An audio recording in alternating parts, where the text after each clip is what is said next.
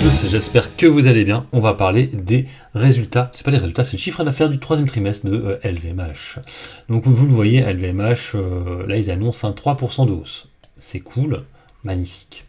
En fait, c'était ce qu'attendait le consensus entre nous, donc c'est pas non plus extraordinaire. Surtout, vous allez voir, il y a un mais. Donc ils disent l'Europe et les États-Unis sont en progression à devises et périmètres comparables sur le trimestre. Le Japon réalise une croissance à deux chiffres de ses ventes. Le reste de l'Asie reflète une forte croissance des dépenses de la clientèle chinoise en Europe et au Japon. En gros, les ventes en Chine, c'était pas trop ça. Ça, c'est pas mal tassé. Donc on voit ce qui se passe, c'est ça, c'est qu'en fait il y a les publiés organiques. En publié, quasiment tout est en baisse, quasiment tout. Donc on le voit, donc publié en fait, on ne tient pas compte des effets de change.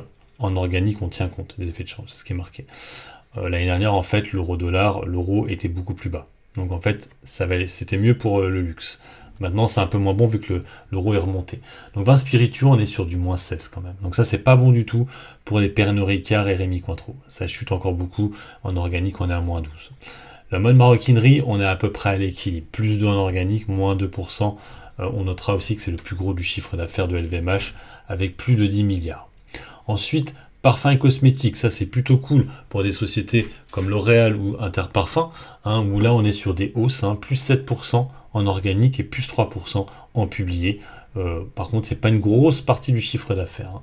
Montres et joaillerie, c'est pas dingue non plus, moins 2 en organique, moins 5 en publié. On a 2,4 milliards maintenant. Distribution sélective, vous savez, Sephora, c'est là où vraiment ça monte beaucoup. On voit vraiment que c'est ce secteur-là qu'ils essayent de vraiment mettre en place. On était à 3,9, on est passé à 4,1, 4,1 milliards, on est sur plus 5 en publié, plus 11 en organique. Ce qui fait qu'effectivement, en publié, on est à moins 2%, donc on perd de l'argent, mais en organique, on est à plus 3, en tenant des effets de change. Donc on n'est plus qu'à 20,6 milliards, contre avant on était à 21 milliards. Voilà ce qu'on pourrait dire sur ces résultats. Alors malheureusement, ils ne parlent pas vraiment Alors je suis un petit peu, on peut regarder comme ça. L'activité vin spiritueux enregistre une baisse de 12%. Ses ventes au premier trimestre, l'activité champagne est en recul dans un contexte de normalisation de la demande post-Covid. Le début d'année se compare par ailleurs au premier trimestre 2023 en forte progression, lié notamment à la reconstitution des stocks chez les distributeurs. Le cognac et Hennessy est toujours pénalisé par la prudence et on sait aussi qu'il y a des soucis avec la Chine. Mais c'était plutôt au premier trimestre, ça. Et il parle aussi des détaillants qui limitent leurs commandes dans un contexte encore incertain aux États-Unis. Mais en Chine aussi, il y avait des problèmes. En maroquinerie, on voit qu'effectivement, c'est pas non plus dingo. Donc ils ont plein de maisons. Donc là, il parle effectivement de Pharrell Williams a présenté sa nouvelle collection, inspirée des origines de la garde-robe de l'Ouest américain. Sa vision du sac Speedy P9 aux nouvelles couleurs connaît un grand succès, illustrant un soutien de Louis Vuitton à Paris 2024 et sa longue histoire d'artisan. C'est beaucoup de blabla, on va passer. Il faut savoir aussi que il y a eu pas mal de problèmes de vente du côté asiatique, étant donné qu'ils ont dû annuler certains trucs en fin d'année dernière, mais il y a pas mal d'événements qui devaient avoir lieu, je crois, à Shanghai, tout ça, et finalement ne se sont pas vraiment passés. Il parle quand même que Loewe inaugure à Shanghai sa première grande exposition commissionnée par Jonathan Anderson. Mais ouais, c'est pas top top. Donc on voit, le parfum, c'est vraiment ça qui tire la société, avec du coup des succès pour Sauvage, J'adore, Miss Dior, Rouge Dior aussi. Et en fait, bon, faut savoir que c'est des trucs aussi qui sont en rapport aussi avec Dior, du coup, automatiquement, la maison mère. Donc c'est pour ça, là je vous disais, du coup, vous voyez, par rapport à Interparfum, on voit que ce secteur-là est plutôt bon, donc c'est plutôt bonne nouvelle, on va dire.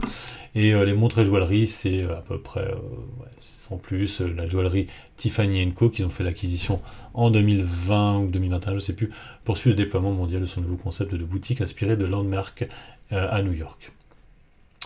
Donc c'est une société américaine qu'ils avaient acheté il y a quelques temps, et là ils parlent, Chomet dévoile les médailles des Jeux Olympiques, donc c'est eux qui les font, et Paralympiques 2024. Bon, on s'en fout un peu, mais bon. Et la distribution sélective, donc là la croissance est vraiment bonne, donc principalement en tout ce qui est, bon, déjà il y a Sephora, mais aussi tout ce qui est boutique dans les malls, mais pas les malls, mais dans les aéroports et tout comme ça. qui disent quand même qu'en DFS reste en dessous de son niveau d'activité pré-Covid 2019. La reprise des voyages internationaux étant partielle en Europe et dans les destinations phares de Hong Kong et Macao. Donc c'est l'Asie, ça. Dans un contexte de géopolitique et d'économie incertaine, LVMH reste à la fois vigilant et confiant en ce début d'année. Le groupe maintiendra une stratégie centrée sur le développement de ses marques, portée par une politique soutenue d'innovation. LVMH compte sur les talents, motivation, blablabla. C'est du blabla tout ça. Hein. Donc pour l'instant, ils ne remettent pas en cause les chiffres annoncés en début d'année pour 2024. Donc il faudra attendre maintenant le deuxième trimestre avec les comptes de résultats. Donc on va regarder un peu comment réagit le marché par rapport à ça, parce qu'on le sait, on peut le voir, je vous l'ai déjà dit. Donc vous le voyez ici. En fait, le marché a plutôt bien réagi aux résultats, c'est ça qui est assez étonnant. Alors pourquoi ? Parce qu'elle avait beaucoup chuté, le VMH. On n'est pas du tout... Quand on voit les plus hauts là, qui avaient été touchés en mars 2024, on est quand même sur une bonne grosse baisse. Je vous montre comme ça. On est très en retard par rapport au CAC 40, elle a perdu quand même 9%. Ouais, c'est beaucoup quand même, 9%, alors que le CAC 40 a dû perdre quoi, 3-4%, même pas. Donc là, du coup, ça remonte, alors que c'est vrai que les résultats sont pas dingues, c'est pas dingue. Mais en tout cas, là, c'est le post-market, on est revenu à 800 euros sur LVMH. Donc du coup, on verra sur le CAC 40 demain si ça fait effet. Est-ce que ça va tenir cette montée ou est-ce que derrière ça va rechuter ? Attention.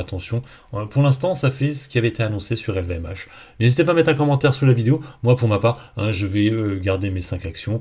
Et en fait, je pensais reprendre mon ETF qui était chez Vanguard, où il y a aussi du LVMH. Je pense que ça va être compliqué parce que ça a l'air de remonter. Et je pense que ça va rassurer un petit peu le luxe, même si on a noté que sur certains secteurs, ça pose problème. Je pense principalement à l'alcool. Allez, sur ce, je vous laisse, bon investissement et puis bon trade. Ciao. The market's jumping with every share, the heart is thumping. I'm here to do one shit, style that's never played. In the world of finance, it's not just about gain.